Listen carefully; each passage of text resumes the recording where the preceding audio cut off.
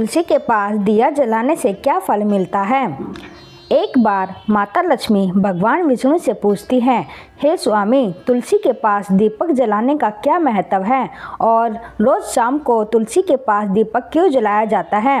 इससे मनुष्य को कौन सा फल प्राप्त होता है।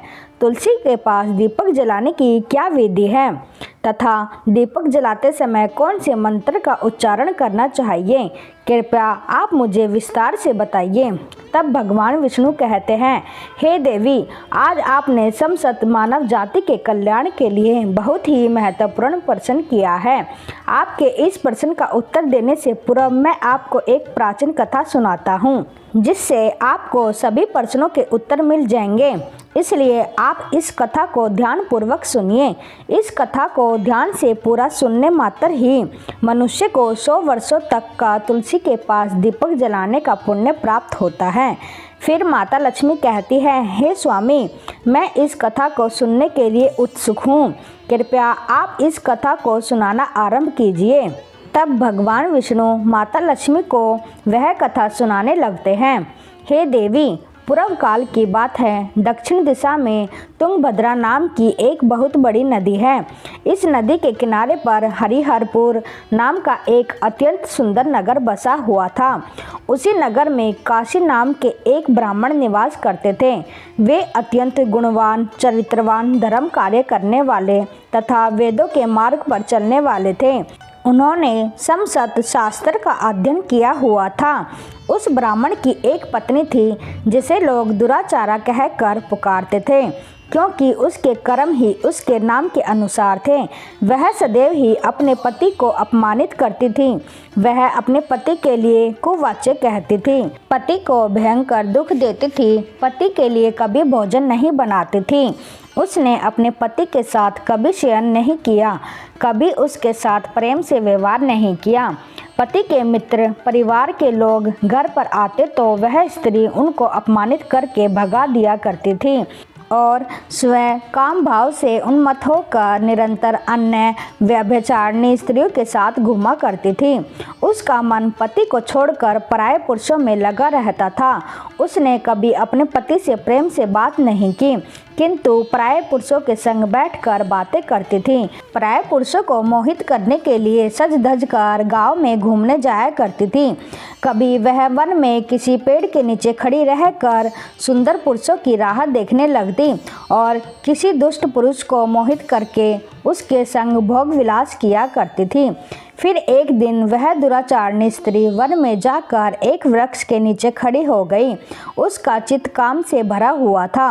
वह किसी सुंदर कामी पुरुष की राह देख रही थी, किंतु बहुत समय निकलने के बाद भी उस स्थान पर कोई पुरुष नहीं आया। इसलिए वह अत्यंत दुखी हो गई और प्रियतम की खोज में इधर उधर देखने लगी। उस दिन उसका सारा परिश्रम व्यर्थ हो गया। वहाँ पर खड़ी होकर वह नाना प्रकार की बातें कहकर विलाप करने लगी। हाय हाय, आज तो इस मार्ग से कोई भी सुंदर पुरुष नहीं आया। अब मैं कैसे अपनी काम वासना को शांत करूं? आज की रात कैसे बीतेगी? वह जोर जोर से विलाप करने लगी। उस जंगल में एक भयानक बाघ निवास करता था। उस पापनी स्त्री की आवाज़ सुनकर वह जाग गया और उछलकर उस स्त्री का भक्षण करने के लिए उसके पास आ गया। उस भयंकर बाघ को देखकर उस स्त्री के पसीने छूटने लगे। वह भय से थर थर काँपने लगी। वह स्त्री कुछ करती, इतने में ही उस बाघ ने अपने पंजे से उसे घायल कर दिया और वह स्त्री जमीन पर गिर पड़ी। जमीन पर गिरते ही वह स्त्री चिल्लाते हुए बोली, अरे बाघ, तू किस लिए यहाँ आया है?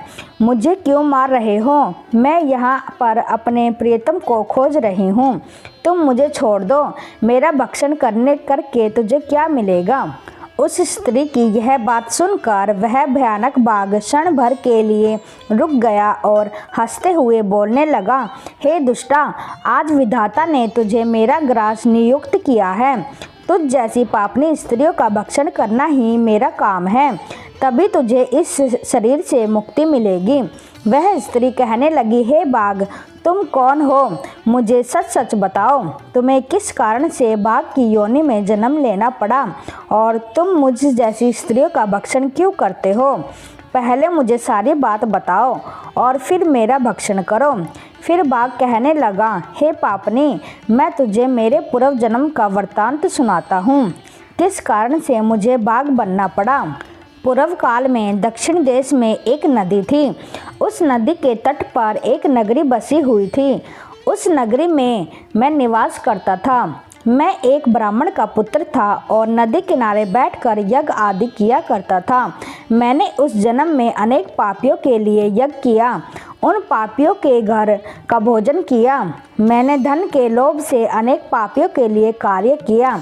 जिन वस्तुओं का दान ब्राह्मण को नहीं लेना चाहिए, उन वस्तुओं का दान भी मैंने ग्रहण किया और दूसरों से धन लेता था, लेकिन कभी वापस नहीं करता था।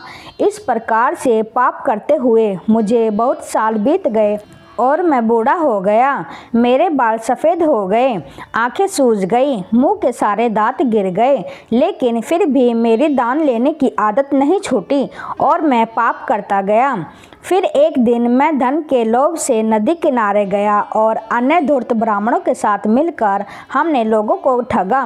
झूठ मंत्र वचन बोलकर हमने बिना विधि विधान किए ही देवी देवताओं का पूजन किया और बहुत सारा धन दान में ले लिया। फिर उसी स्थान पर एक बीमार कुत्ते ने मेरे पैर पर काट लिया और मैं मूर्छित होकर वहीं गिर पड़ा। उसी क्षण मेरे प्राण चले गए। फिर यम के दूत उस स्थान पर प्रकट हुए और मुझे पकड़कर यमपुरी ले गए। वहां पर यमराज ने चित्रगुप्त से मेरे कर्मों का लेखा जोखा निकालने के लिए कहा। फिर चित्रगुप्त कहने लगे, हे धर्मराज, इस ब्राह्मण ने घोर पाप किए हैं। इसने दूसरों से झूठ कहकर धन लूटा है, विधि विधान से पूजा न करके झूठ मंत्र बोलकर भगवान का अपमान किया है। इसीलिए यह पापी ब्राह्मण केवल नरक जाने के ही योग्य है। फिर यमराज ने अपने दूतों को आदेश देकर मुझे नरक की अग्नि में डाल दिया। अन्य वर्षों तक नरक की सजा भोगने के बाद मुझे बाघ का शरीर प्राप्त हुआ और मैं इस दुर्गम वन में निवास करने लगा। मैं अपने पूर्व जन्म के पापों को याद करके कभी महात्मा, साधु पुरुष, सती स्त्रियों का भक्षण नहीं करता हूँ। मैं केवल पापी, दुराचारी तथा कुलटा स्त्रियों का ही भक्षण करता हूँ, ताकि मुझे पाप से मुक्ति मिल जाए। इस प्रकार से उस बाघ ने अपने पूर्व जन्म का वृत्तांत सुना दिया और उस स्त्री से कहने लगा, हे पापनी, तेरे आचरण से तू उल्टा दिखाई पड़ती है। अपने पति को छोड़कर तू इस वन में अन्य पुरुषों के साथ भोग विलास करने के लिए आई है, इसलिए आज तू मेरा ग्रास अवश्य बनेगी। इतना कहकर उस बाघ ने अपने तीक्ष्ण नखून से उस पापी स्त्री के टुकड़े टुकड़े करके उसे खा लिया। फिर उस स्थान पर यम के दूत प्रकट हुए और उस पापनी स्त्री को उठाकर यमपुरी ले गए। वहां पर उसे यमराज के सामने खड़ा किया गया। फिर चित्रगुप्त ने उस स्त्री का लेखा जोखा निकालते हुए कहा।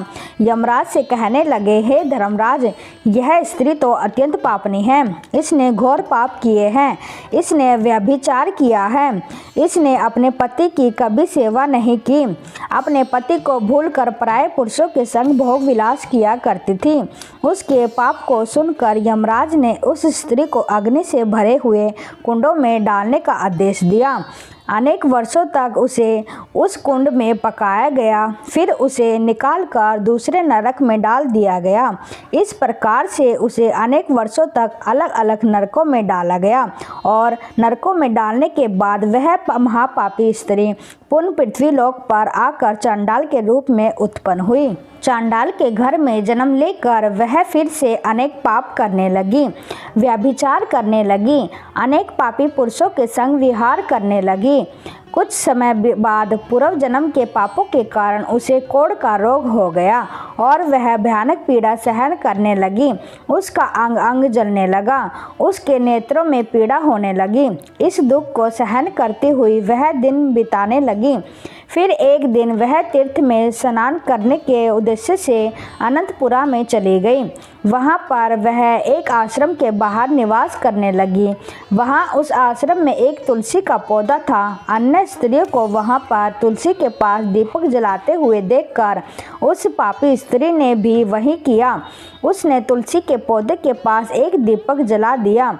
फिर उसी रात हृदयघात से उसकी मृत्यु हो गई और यमराज के दूत उसे ले जाने के लिए वहाँ पर प्रकट हुए।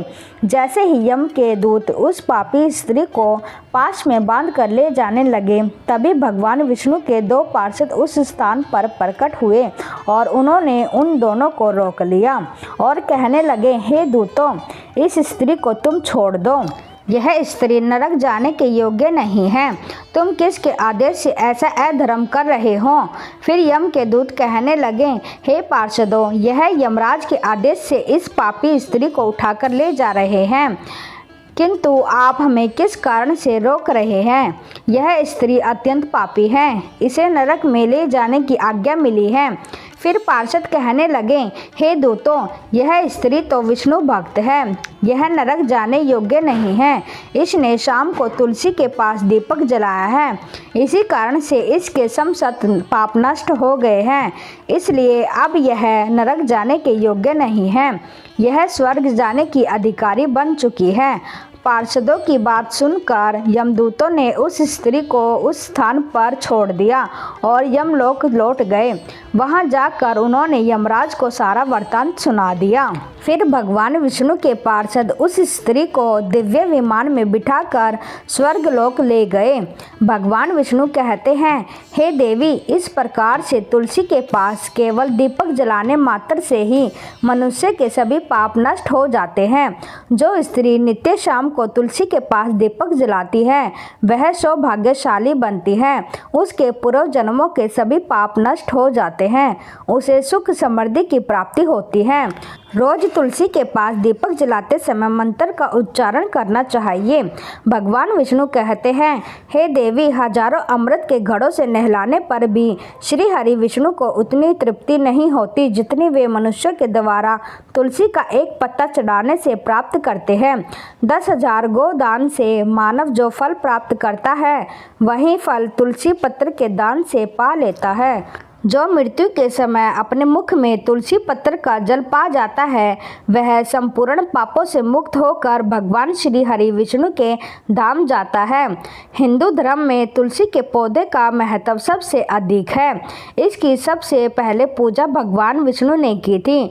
भगवान विष्णु कहते हैं, जिस प्रकार से देवी लक्ष्मी से वैकुंठ को ऐश्वर्य प्राप्त है, उसी प्रकार से वैकुंठ में तुलसी के कारण ही पवित्रता प्राप्त है। पृथ्वी लोक पर जिस स्थान पर भी तुलसी का पौधा होगा, उस स्थान पर कभी बुराई का वास नहीं होगा। ऐसा स्थान सबसे अधिक पवित्र होगा। इसी कारण से हमें हमारे घर में तुलसी का पौधा अवश्य लगाना चाहिए। इस प्रकार से भगवान विष्णु ने तुलसी के पास दिया जलाने का महत्व बताया है। वीडियो अच्छी लगी हो तो लाइक, शेयर और ऐसी ही वीडियो देखने के लिए हमारे चैनल को सब्सक्राइब करें।